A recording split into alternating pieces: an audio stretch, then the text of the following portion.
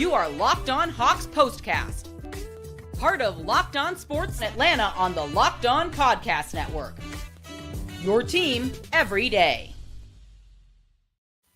Welcome into the Locked On Hawks POSTCAST, your home for the best Atlanta Hawks talk. It's local insight you can't get anywhere but here at Locked On. I'm your host, Denitra Batiste. Alongside me is Deshaun Tate. You can start the season with a big return on FanDuel. New customers can place a $5 bet, and you get started with $150 in bonus bets if you win your first $5 bet. Visit FanDuel.com to get started. And the Locked On Hawks POSTCAST is part of the Locked On Podcast Network, your team every day. So the Hawks gave the Washington Wizards their only 2 wins of this season, but a healthy Hawks team had other plans tonight. We'll get into that. And something on the court kind of got my attention for the wrong reason. We'll download on it. But first, is there anything Tyson Daniels can't do, including willing this team to a 129-117 win over those wily Wizards? And Deshaun, you talked about your keys to this game, and your biggest key to the game was for Tyson Daniels to take the lead and spread his infectious energy and focus across this Hawks team. For sure, because listen, even when we saw Dyson Daniels, or just seen this Hawks team in general without Dyson Daniels, or even seen him, like it feels good when they're doing something good. But I feel like when you got Dyson, it adds an extra element to what this team looks like, and it adds a different feel, a different vibe, a different energy that I think kind of rubs off on all the rest of the players, right? And that's not just by a little bit. Like, I feel like it's been by a lot, if I'm just being honest. Yeah. Now, I've just had some thoughts, and I know it sounds very premature. And maybe I'm getting way, I guess, beyond my skis, or ahead of my skis, if you will. Potential candidate or leading candidate for MVP's most improved, maybe. I don't know. But I know that it's definitely a good feeling with him playing the way that he is playing, how good he has been playing. This being 7 consecutive losses for the Wizards, and as you mentioned earlier, they're only 2 wins of the season being against the Hawks. I don't love that. But at first, I'll be honest, coming into the game, I was a little concerned. Like, is this one of those, like, definitions of styles making fights kind of thing, or is it like a matchup problem of sorts? The rant that I went on after they lost, not only the first game, I let that one slide, but the second game that they lost to the Washington Wizards, and I was just kind of had it up to here with Atlanta and just feeling my own way because of what the result was, but that's also the Washington Wizards. So I just felt like they needed to pretend that they was playing the Boston Celtics in Boston on tonight, and then everything just probably would have turned out to be just fine. But I'm glad they got it together, and it seems like they kind of took it personal a little bit. Yeah, I felt like that as well. And it was a slow start. I was thinking to myself, like, man, maybe that rhythm from 3 days ago wasn't quite the rhythm that we saw in the first quarter. And I was thinking, ooh, please, let's not make that a thing, because this is not a narrative that we want to have a conversation about, where it's that age-old kind of tired adage of you play to the opponent, the level of your opponent, and you get up for the Celtics, but not so much for the Wizards. So that thought crossed my mind a little bit in that first quarter, but I got to tell you, I was so pleased with the fact that the Hawks, they noticed, hey, we were up and by like 14 points, and all of a sudden we're down by 10 going into the second quarter. And it seemed like they literally hit a different gear in that second quarter. And I really, really liked what I saw from them. So yeah, I think that you're absolutely right. Tyson Daniels, when you look back at that first game, which was a close one, granted, right? And that was a tough one. I mean, I was there, and we all kind of walked out of the arena scratching our heads like, what just happened? Because there were definitely moments, particularly the first half, where the Hawks were kind of in control of that game. But then when I look at Tyson Daniels, his numbers, they were kind of pedestrian. 11 points, 3 rebounds, 3 steals. And we know what kind of steal machine he's been in the last 4 games, 25 steals. So if you're averaging 6 steals, you only got 3 in that game. That kind of tells you where he was in the general scheme of things in that first game against the Washington Wizards. And then you kind of look at the second game and you're like, okay, how did he do in that game? Well, he didn't do because he didn't play. And maybe Correct. that's why you saw a blowout like you saw up in the district.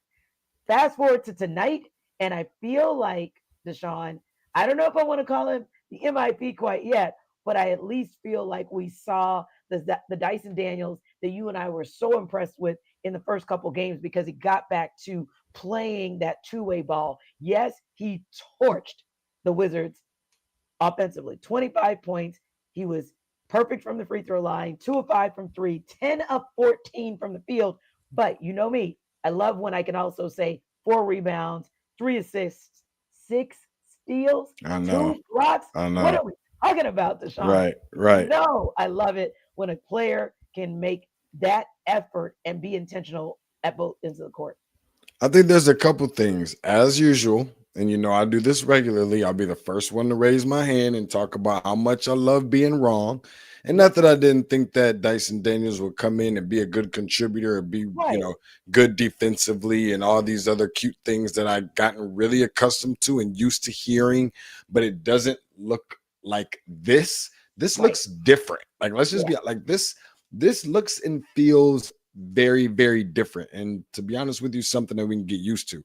Now, since we all about keeping the same energy on this show, I want to give a shout out to my buddy John, who is a friend of mine on the Clubhouse app and what have you. He's a diehard Wizards fan, and we kind of talk trash a little bit back and forth. And he was definitely all about it with those first 2 games. Oh, I'm sure. I told him I'll shout him out on this one if or win the Atlanta Hawks. I just didn't feel like this was one that they could afford to lose. To be honest with you. And I think it's funny that you mentioned the 2 in a row, or 2 games for Washington being the only 2 that they won all season being against the Hawks. Well, this is the first, speaking of 2 in a row, this is the first back-to-back for the Atlanta Hawks that we have seen since they won the very first 2 games of the season. So I see the progression. I'm not scheduling a parade on Peachtree or anything like that, like they just won a world championship, but I think it is a start. And I was a little bit concerned that there might be a little bit of a hangover after the Boston win, which was impressive in its own right. But when they went down by those 10 points, like you said earlier, when they went down by those points against Washington tonight, it was almost like, not today, Satan. Like we not having that. You know what I mean? Like we're not going backwards. There's a reason why the windshield is bigger than the rearview mirror. Yeah, I really liked the fact that for a moment, and here's what I really, really honed in on.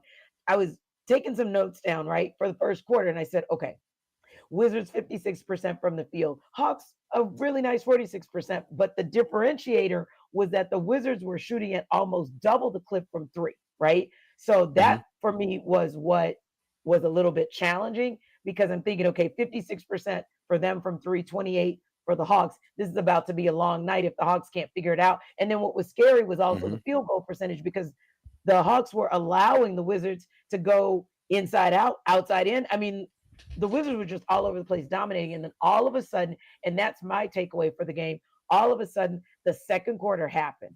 And the Hawks were able to do something they didn't do in the first couple games, especially the second one. And that was they weathered the storm of the 3-point barrage in that first quarter. They came out on an 8-0 run. Jalen Johnson was the powering force, the guiding force behind that. He had the assist that got Dyson Daniels the score. He had the assist that got Zachary Risachet the score. And then he followed that up with 2 points. And for me, I literally saw that game turn because then Wizards lead was cut to 2. Then you see a shot clock violation. Maybe a couple minutes later, around that 7-minute mark, all of a sudden the Hawks have a 1-point lead. And for me, I really did feel like that was game. I never felt like this game was going to swing in that other direction. Me neither.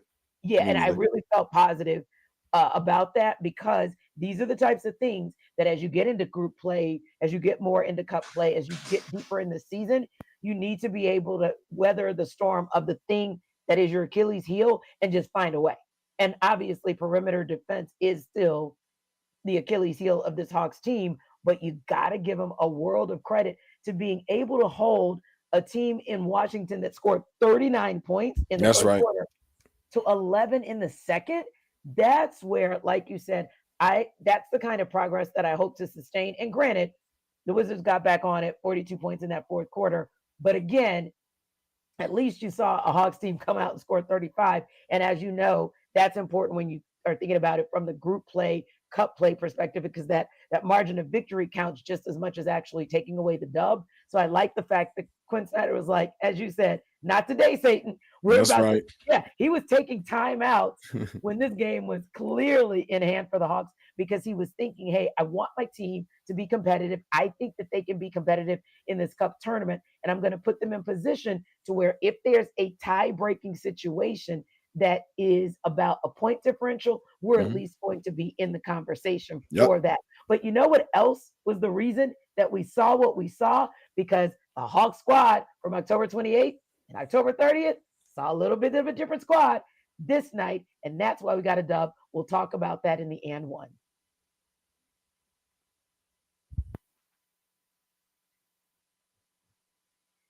This Locked On Hawks postcast is brought to you by Robinhood. With Robinhood Gold, you don't need a silver spoon to eat up the financial favors of the 1%. Robinhood Gold allows others to get the rates and perks usually reserved for the high society. Now, the resourceful individual with Robinhood Gold can earn the very liberal rate of 4.25% APY on uninvested cash and be rewarded with a handsome 3% retirement boost on IRA account contributions. Robinhood Gold also provides the privileges of a high net worth for any net worth. These generous benefits are now available for only $5 a month. The new gold standard is here with Robinhood Gold. Sign up at Robinhood.com/gold. Again, sign up at Robinhood.com/gold. Now, terms do apply for product specific disclosures. Also visit Robinhood.com/gold. Investment involves risk. Rate may change, and gold membership is offered by Robinhood Gold, LLC.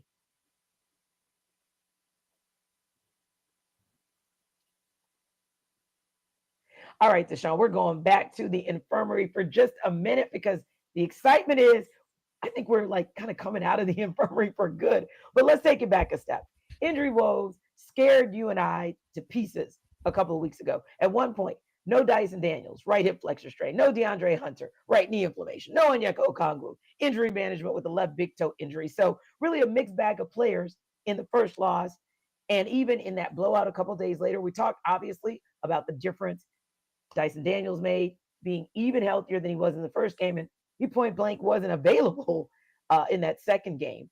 But how about the return of Dre, who didn't play in either of those first two games, but what we saw in his 21 minutes, 7 of 13 shooting, 3 of 5 from 3, 5 of 7 from the free throw line, 22 points, 3 rebounds, and an assist off the bench for Dre tonight.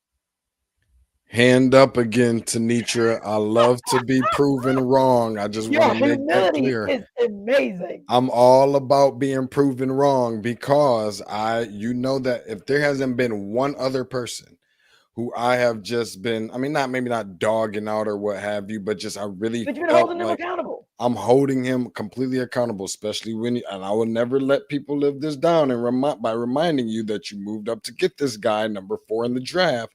That makes a difference to me. Exactly. So with that being said, I really felt like when I was seeing that the Hawks as a team couldn't really afford to lose a game again to this team again. Yeah. This was also a player that could not afford, after all that time sitting out, to finally be ready to come back and play and then have a letdown in terms of contribution. I was having conversations with people within the last couple of weeks about we know about Trae and what he can do, what he brings. We know about Jalen, what he can do and what he brings. Yeah. Who is the third option on this team? In theory, that guy coming into the season is number 12, DeAndre Hunter. Really? Who over Bogey? I don't know. I can't give that to Dre. My third, and don't I think it's close. I think it's close. Yeah, for me, it's Trae.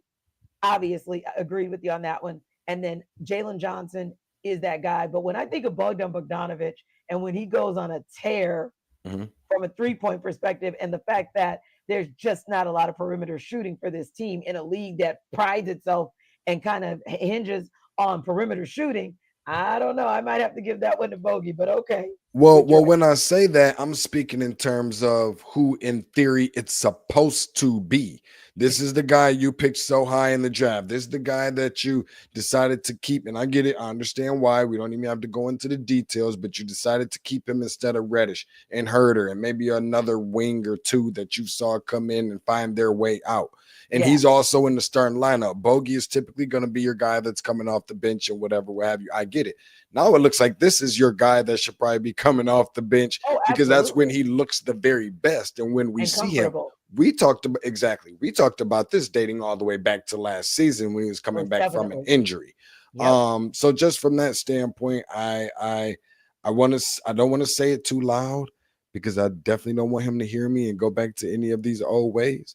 But I can get used to seeing, and I think that we will see a more consistent DeAndre Hunter and what we expected for him to look like coming off the bench. This being the last thing that I will say about him specifically is that there had been too many years of the Hawks just the uncertainty and just really not knowing what we're gonna get because he was always that key denominator of like, all right, without him, they always seemed like they couldn't get past a certain point because he was always hurt. So I just want to see what that key contributing piece of a player with his talent can look like just being healthy for once. Yeah, and if you're not expecting him to give you 40 minutes as a starter, if you're going to hover around 20 to 25 minutes, you probably are also going to give yourself a chance to have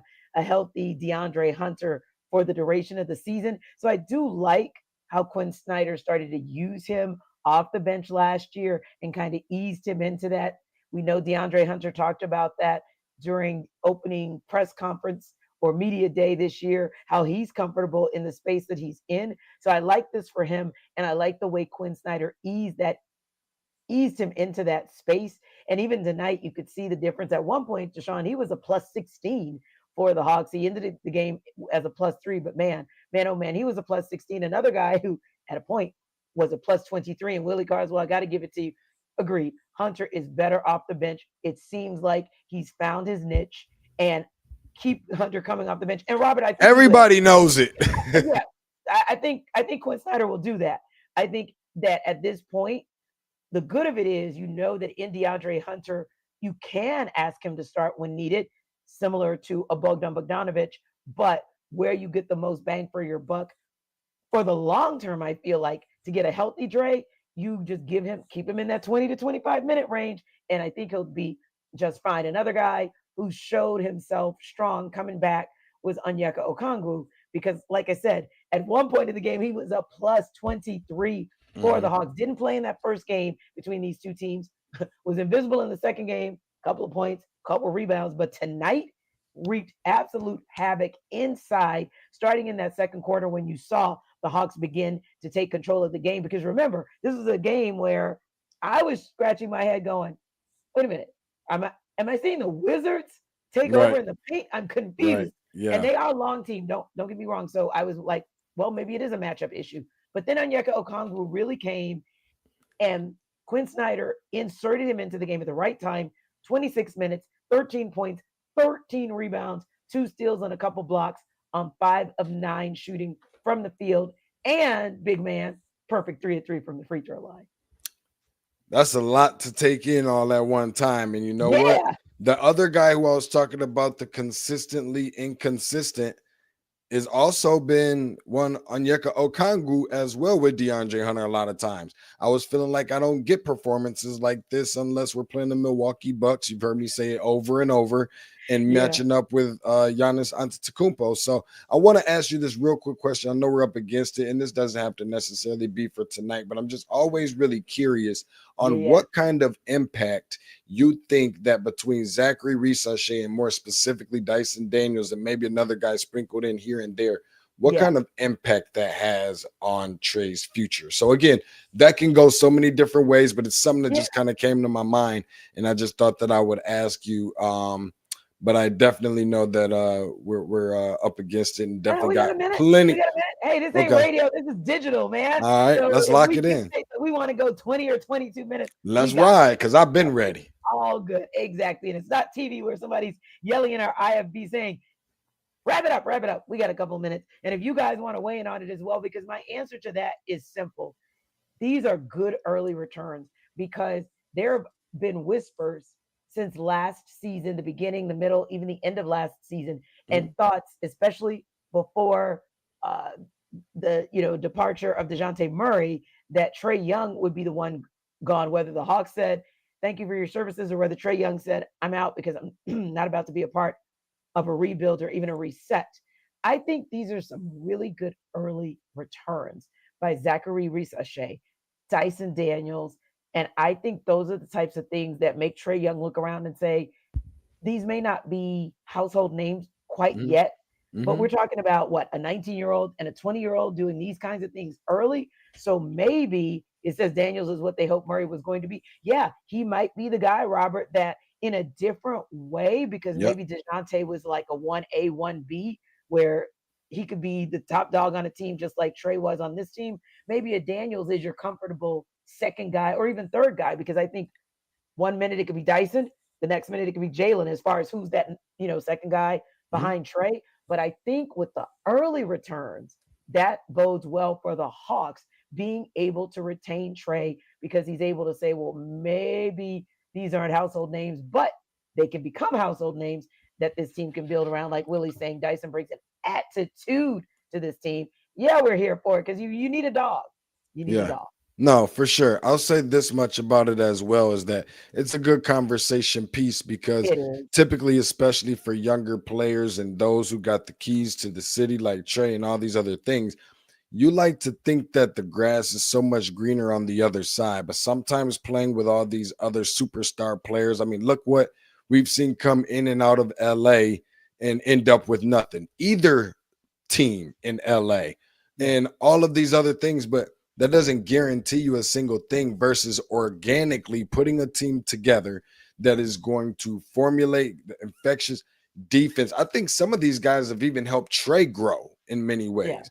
And ultimately, if we could see it result in more victories, of course, but you're still trying to get everybody back healthy. We haven't seen what Bogey looks like this year yet, but you've seen a very, very small sample size of DeAndre. You've seen what Reese-Shea looks like in some flashes so big and so much earlier than I thought that I would actually see them. In addition to that, you see what Dyson's doing.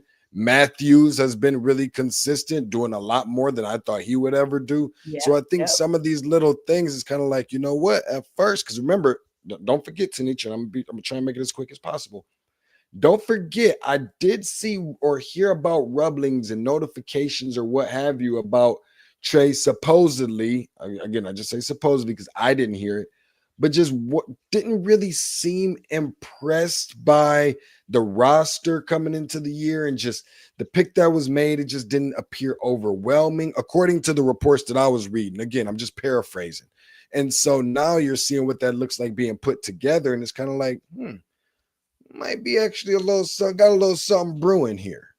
Yeah, I think so too. And like you said, Bogdan Bogdanovic, of course, getting in a little work in College Park with the College Park Skyhawks. Be Krejci getting in the same, so maybe they're on their way back. Bogey being expected to potentially be on that 4-game road trip that's coming up for the Hawks.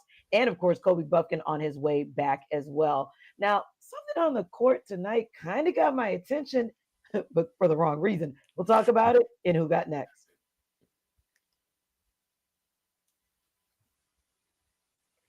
This episode of our Locked On Hawks Postcast is brought to you by FanDuel. Get ready to tackle the NFL action with FanDuel, America's #1 sportsbook. Because right now, new customers can bet $5 and get $150 in bonus bets if you win.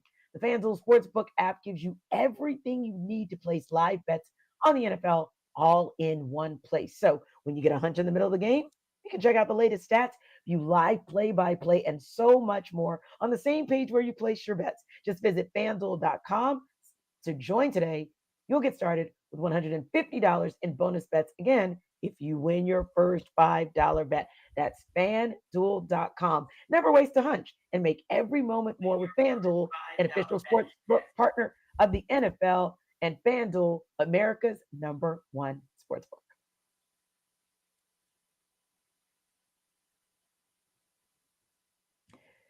So, Deshaun, as we get into NBA Cup play for 2024, obviously we know that the NBA kind of spins it and gets your attention with the court. They change it up from the hardwood that we are accustomed to. Now, here in Atlanta, we're accustomed to the Hawks remixing courts, right? I think the mosaic that they do for MLK Day is among like my favorite remixes of the court, Mhm. if not my favorite remix of the court that they do each and every year. Mhm. However, I stepped into State Farm tonight. I looked over, and one of the guys in the press space said, "Hey, do you see that? See what? There's an A and a T and an L." Now, I don't see that. I just see yellow on yellow on yellow, and I'm confused. Yeah. I don't understand. So I saw the ATL basically on the goal that was closest to ours. There was an A kind of formed under that, and then at midcourt there was kind of a T, and then an L at the other side of the court. But Deshaun, I couldn't get my eyes past yellow on yellow. It was just, it was a lot. It was a lot. It just seemed really discouraging. Tanisha, I'm not really used to hearing a lot of complaints about yellow on yellow. However, it felt very like, do you, and you may not, I'll have to send it to you. If anybody is familiar with just watching anything about Oregon Ducks college basketball, their court, it looks terrible. I have to send it to you, Yeah, Tanisha. It looks yeah, ridiculous. Like there's trees and just a forest, but it's really the yellow. It's got all that it's stuff doing kind of too going much. on. It's Yeah, doing way too much. And it just didn't really feel like that this court signified anything Atlanta-ish at yeah, all. Like it just yeah. didn't feel like, oh, I see what they did there. That now Right. that looks like Atlanta. Like it didn't feel like that. Like I'll be honest with you, it kind of reminds me of when we used to add I think it was actually called Vote Green, but it was like a neon greenish color to the uniforms. It just didn't Uh-huh. feel very Atlanta-ish. And that court didn't feel Agreed. very Atlanta-ish to me either. So I wish it Yeah. was something a little different. What was it for the in-season tournament group play home games last year? Wasn't it like was it the Carolina blue Yes. court Yes. last Because year? of course I like that one. Of I mean, course of you course I did. like. No, I thought that just, again, maybe that didn't necessarily feel Atlanta, Yeah. but it just looked much cooler But it looked good. than whatever they wrote out there. If that was the worst thing that we've seen that had anything associated with that With team the all court. day today, with Yeah. the We'll exception of take the it. turnovers, I'll Right. take it. With the exception of the turnovers, right? Because that was one of those things that we wanted to kind of go back to as far as what we do and don't want to see as the Hawks go on a 4-game road trip coming up this Sunday. But yeah, as King Phillips says, it was bland. It was only it was only Waffle House yellow, and it took a Hawks meme for me to see that. I gotta get you, man. You just helped me because I can now feel a little better about it, knowing that the attempt was made to do something that was so Atlanta, which is Waffle House. All right, fine. But like Yep, Willie said, yep. yellow on yellow, I don't know about that one. Maybe if it had gone, black and yellow, I would have thought I of can more of live. it. But I can maybe, see it. yeah, Okay, but okay. maybe black and yellow to people is giving Steelers. I don't know. Hey Timmy. I I see what you appreciate did. it. Oh, okay. Yeah. So maybe they didn't want to go black and yellow. I don't know. But that to me would have probably signified Waffle House. But listen, guys, it's not just us. Bleacher Report did an article that ranked every 2024 NBA Cup court design from the in-season tournament group stage. Deshaun, there are only 30 teams. The Hawks court ranked 28 out of 30. So I it's was not. gonna say, oh, so that, oh, so they got the one of the lowest. Yeah, Yeah, I don't know. It's there's how many teams? there are 30 teams, and the Hawks scored ranked 20 out of 30. And here's his rationale, not unlike what we all just said. He says that the author of the report says that Atlanta Hawks design is just sort of bleh, which seems inexcusable for a city that's long been a cultural hotspot for music and is becoming one for TV and movies. The primary color isn't much of a stretch from what you typically see on the NBA floor. And it's like at the end of the day, we love to say, which one of my guys, Bim Joyner, kind of coined this, Atlanta influences everything. Of course we do. So you would have expected that court to be that, like we would have been at the top, because also shout out to my boss and all of our team, the entertainment team for the Hawks has ranked number 1 or in the top 2 of entertainment groups in all of the NBA for 4 straight years. So they bring it so hard, and it's like, ugh, this court didn't really do it. It didn't represent like we're accustomed to representing. But anywho, we know that we want the Hawks to represent really well when they go on the 4-game road trip. It's a bit of a West Coast swing that'll see them take on the Blazers, the Kings, the Warriors, and then they swing up to Chicago before they come back home. What do you want to see and not want to see in this 4-game stretch as far as this game that we saw tonight? Number one, let me say this real quick. I would have ranked them 31st since there's only 30 teams. I would have ranked them 31st, but I will take the 2-0 with this court. Let's keep it going. Yes, sir.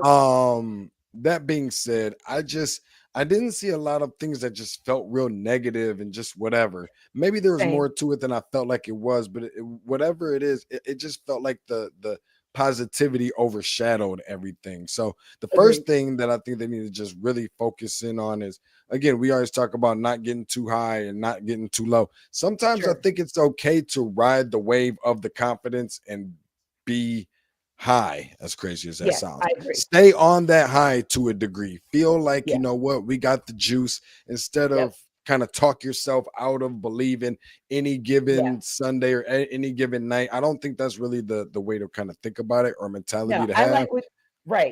And I cut like down the on the fact turnovers. And sometimes we say you beat the teams that you're supposed to beat. And I love the fact that we and our audience didn't start with that commentary, because I don't think that was a fit for what happened tonight. Yes, sometimes it is the commentary that we should have, which is beat the teams you're supposed to.